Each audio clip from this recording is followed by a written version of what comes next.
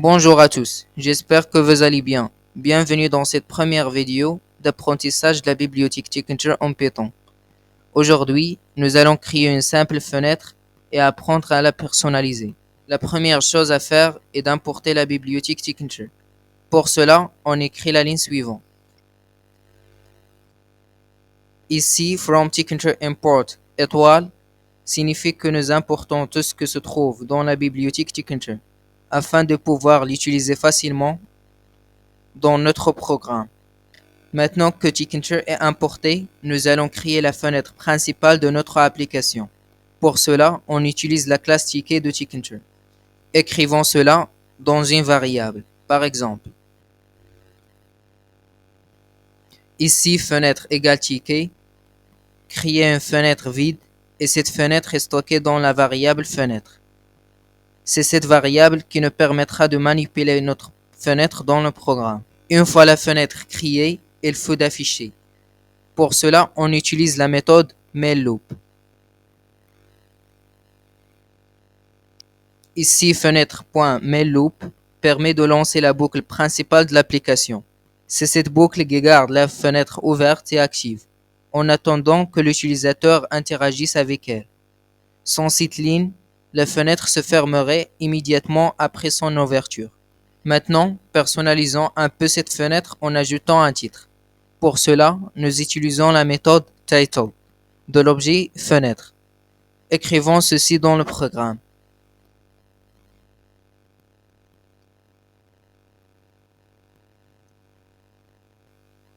Ici, nous écrivons fenêtre, la variable de notre fenêtre, puis un point pour accéder à la méthode title, qui permet de définir le titre de la fenêtre.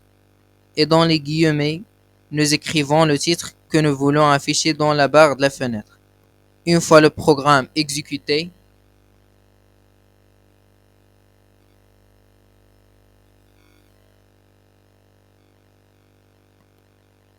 vous venez que le titre de la fenêtre devient celui que vous avez spécifié. Nous allons maintenant définir la taille de notre fenêtre. Pour cela, on utilise la méthode Geometry. Voici comment faire. Après avoir écrit fenêtre, nous ajoutons un point pour appeler la méthode Geometry. Entre les parenthèses, nous écrivons 500 x 300, ce qui définit la largeur de la fenêtre. 500 pixels et la hauteur 300 pixels. Le X est utilisé pour séparer la largeur et la hauteur. Quand on veut exécuter le programme,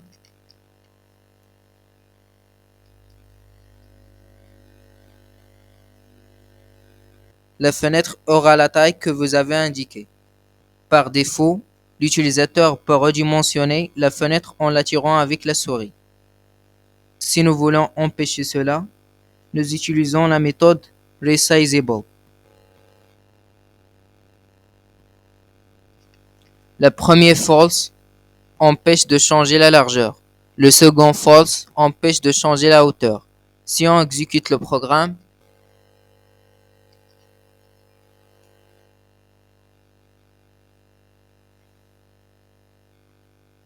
on remarque que la fenêtre ne peut plus être redimensionnée. Nous pouvons aussi fixer une taille minimale pour la fenêtre, ce qui signifie que l'utilisateur pourra le redimensionner, mais seulement dans certaines limites.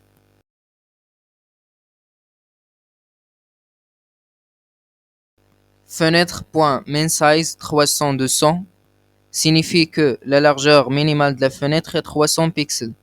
La hauteur minimale est 200 pixels.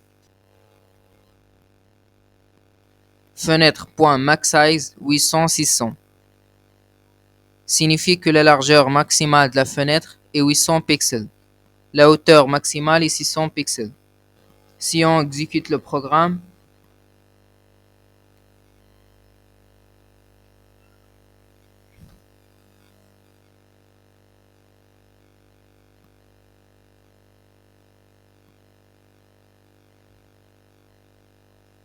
on remarque que la fenêtre ne peut pas être plus petite que 300 pour la largeur et 200 pour la hauteur, et pas plus grande que 800 pour la largeur et 600 pour la hauteur.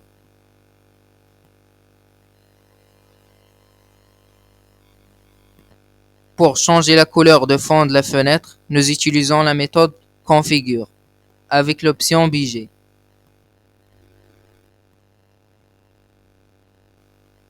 Fenêtre.configure BG égale orange permet de définir l'arrière-plan de la fenêtre en orange. On peut utiliser n'importe quelle couleur en anglais. Si en exécutant le programme,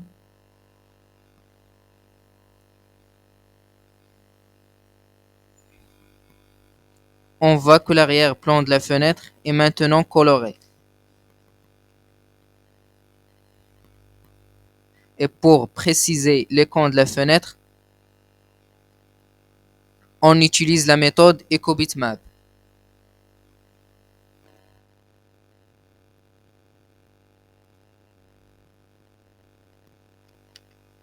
On écrit ici entre les guillemets le nom de l'image, mais il faut que l'image ait l'extension .ico et qu'elle soit placée dans le dossier du projet.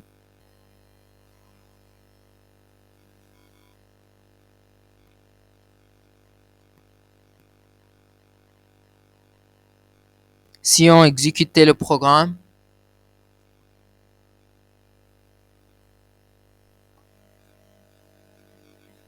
on voit que l'écran de la fenêtre a été changé. Pour rendre la fenêtre transparente, on utilise la méthode suivante.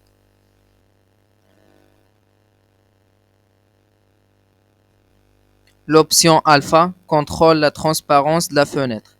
Si la valeur est 1, la fenêtre est complètement opaque. Si la valeur est 0,5, la fenêtre est à moitié transparente. Si la valeur est 0, la fenêtre devient totalement invisible. Si on met par exemple 0,7,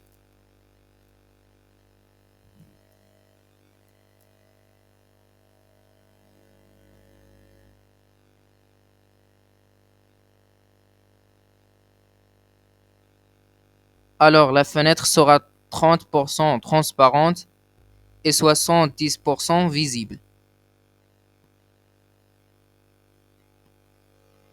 Et voilà, vous savez maintenant comment créer une fenêtre avec Tkinter et ajouter des caractéristiques. Dans les prochains épisodes, on va découvrir d'autres éléments comme les boutons, les champs de texte et plein d'autres choses pour rendre vos applications encore plus intéressantes.